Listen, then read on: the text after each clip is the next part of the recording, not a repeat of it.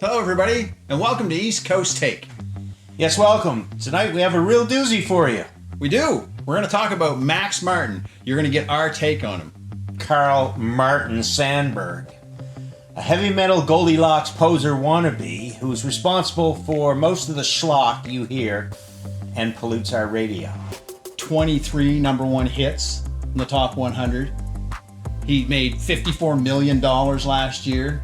Dude is like, he's the man.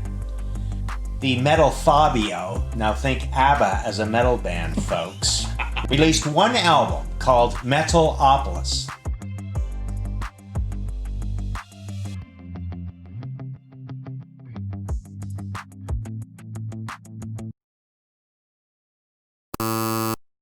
Metalopolis, whoa yeah, Metalopolis, hell yeah, Metalopolis, oh yeah. This is your genius. I can't wait to read the comments on this one. If you're like me, and wow, if that was the case, how wonderful your life is, but if you are, you can't tell one Katy Perry song from the next, let alone what's played on the radio these days. There's several reasons for that, but tonight I put the blame squarely on one Max Muzak Martin. Muzak, also known as elevator music. Something deemed so annoying that Ted Nugent once offered to buy them for $10 million just so he could fold them. Now I know what you're saying. Haters gonna hate Kenny. But let's take a look at Max's own words to try and make sense of all this. Vocals don't have to be really great in order to make a hit single. I translate that to be, I specialize in crappy talent. Metalopolis, whoa yeah! Which goes hand in hand with his mantra. When people hear songs that I do on the radio, I want them to feel like they could have done it themselves. Here is another gem. I want to be part of every note, every single moment in the studio. It is up to the producer to decide how the music goes, how it sounds. The producer should decide what is being made. The when, the why, the how, all of it. Which makes perfect sense on why everything sounds the same on the radio these days. But my biggest gripe has to be the fact that he's being singled out as this L'Oreal music messiah that has a big magic wand that can turn anything into a golden hit. One thing for sure is that if I was in a possession of the magic wand that he apparently possesses, I would make you-know-who disappear from the radio forever. Who? It's working already. I want to be part of every note, every single moment going on in the studio. I want nothing forgotten. I want nothing missed. I'm a perfectionist. The producer should decide what kind of music is being made, what it's going to sound like, all of it. The why, the when, and the how. Max Martin. Your favorite scotch, your favorite cheese, even your favorite fast food. Why do you keep going back to it? Because those products have been distilled down to the perfect version of that product. And why not? If you spend big bucks on a bottle of scotch, you want to know what you're getting. Max Martin is a distiller of fine pop music. And while Ken makes faces beside me, think about it for a minute. Pop stars are in the business of popular music. I need a hit, man. Just like that brewer making your favorite scotch, you want somebody that is devoted to their craft. You want consistency. And Max Martin has been consistently making popular music for over 24 years. He has. Admittedly, I didn't actually know who Max Martin was until recently, so I did a deep dive and I found some songs and some artists and I was like, yeah, okay, I know that song. It had a lot of earworms, but nothing that made me, get really excited. And then I saw that Pink was on the list. So What, Raise Your Glass, stuff like that. It's hits, but good music in my opinion. But my absolute favorite song from Pink is Slut Like You, and Max Martin co-wrote it. But what do I know about it? Don't answer that question. Let's hear from some people who are actually in the business of being pop stars. People like Justin Timberlake, Max hears the vocals like an instrument. He takes all of you and then goes, these parts are fantastic, let's work with this. Pink. I think that people probably criticize him for being too formulaic, but I think that people are completely wrong. It's just that the simplest thing is the most effective because it impacts the listener the most. Adam Levine. The aforementioned Katy Perry, he is extremely detailed when it comes to vocals. I wonder if Max works on YouTube channels. So you're going to tell me, well, other than Stink, are there any other artists that he's worked with that you Pink. deem good? Yeah. Or that you would even have in your collection? In my collection? Yeah, Songs that I your listen to? actual music collection, because Want me you're to throw Brent, the music guy, Underhill. The music guy. You want me to throw some And lyrics out? he's a genius, okay? So you tell me who else he's worked with that you have all their stuff. Because, unless I'm wrong, I missed your Pigtails Britney Spears t-shirt face. To the fella over there with the hella good hair. When you come on over, baby, we can shake, shake, shake. I know the words to every lyric to that song. Who does it?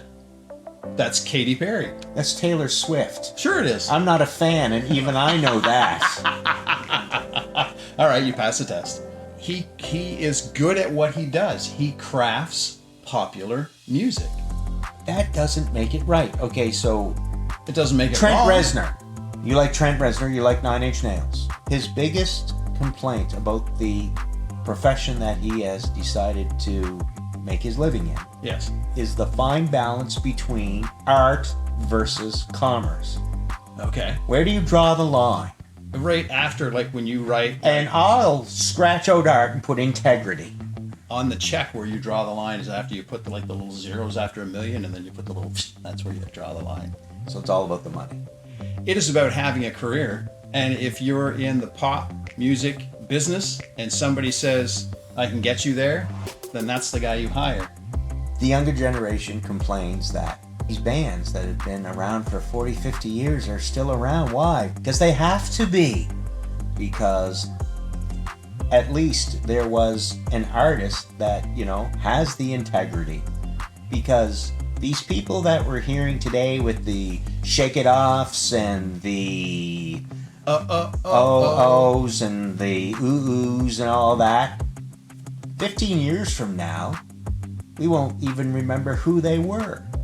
The divide between grumpy old man and still young at heart is between our two ages. The hand is here singing that Shake It Off is not an art form.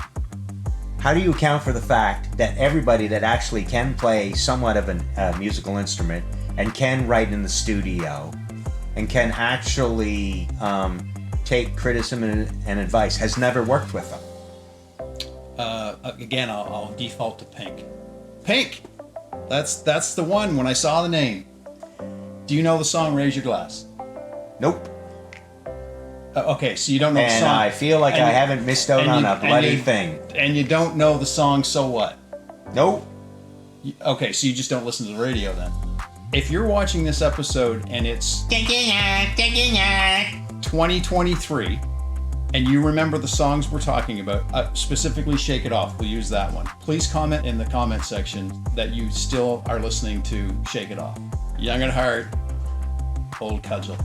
Okay, so I've been declared the winner tonight. It's because Ken thinks that he's not as good looking as Max. So I win the prize of presenting to you an interview with none other than the man himself, Max Martin. I bring you present the Sword of Metalopolis. Oh, that's pretty cool. That's- No. Present. Not a present. Listen, while you're here, would you do something for me, a favor? Sure. Would you tell the audience to like and subscribe to the channel? Would you do a little promo for us? Hello, yeah, this Mac Martin. When I'm at home and doing my relaxings and such, I watch my favorite YouTube show, East Coast Steak. I like, subscribe, ring the bell. You like what you see? Well, again, thank you so much for coming. I really appreciate it. I've got a few questions for you, if you don't mind. Firstly, what is it that drives you to just continue to make hit after hit? My chauffeur? I'm sorry, what? My chauffeur. My chauffeur drives me. Vroom, vroom. Well, let's carry on. So, Justin Timberlake said that you are an amazing earworm maker. Ah, Justin Timberlake. He's one of my biggest fans.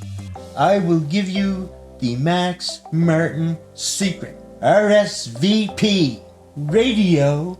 Strategically placed valves. That's RSPV. My winning formula. Before Max, thousands of girls. With Max, oh girl, one girl. Can we show the audience, or is it okay? I love you. Oh, baby, baby. I'm sorry, I don't mean to laugh, but this sounds. RSVP. You do one. Oh girl. Oh girl. Oh girl. Oh girl. I love you. I love you. It is that easy. So, okay, who would you, Max Martin, most like to work with? Elvis Presley and Beethoven. Okay, Elvis Presley and Beethoven are both dead. People keep telling me that, but I am Max Martin. I have got one final question for you, and it's so simple. This should be easy. What does breakfast look like for Max Martin? I have a question for you. Okay. Is that not going to be Brent's first #1 hit single? What? Your breakfast is going to be... So I have this, and as long as I have this, I can turn any turd into gold. You are the O's in my Cheerios. Okay. Breakfast. I get it. You're the O. You're going to make a hit song for me. You're the O in my Cheerios. No, what's breakfast look like? You're the O in my Cheerios. What's a line in the song? I've just commanded it. All right, well, I'll wait for the money to roll in.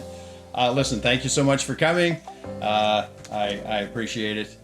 This has been an East Coast take on Max Martin, and we'd like to thank Max personally for having a sense of humor in advance. Thanks for watching. Oh, and if Max has any tips for us, we would appreciate the input. Don't sue us, please.